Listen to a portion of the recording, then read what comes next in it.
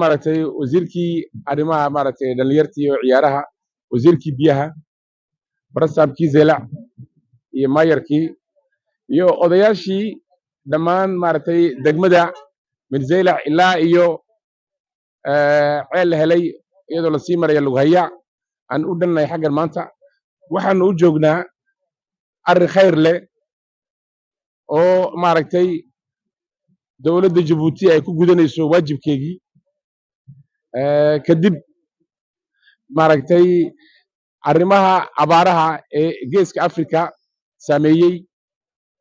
min Jabuuti ilaa iyo maaragtay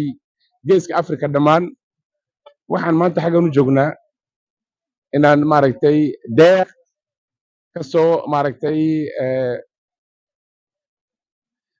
kasoo baxday dowladda Jabuuti oo madaxweynaha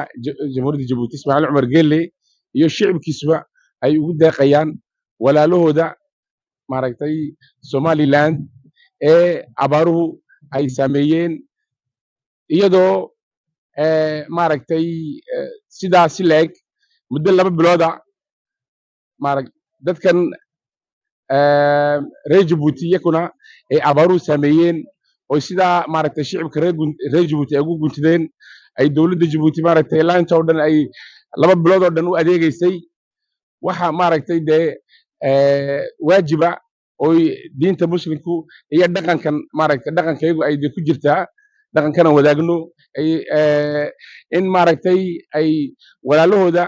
jaarkana maaragtay wixii lagu dhaamo in lagu taageero sida ahaan daraaddeed maanta u joognaa oo deeq ka kooban maaragtay in gaaraysa 15,000 oo qoys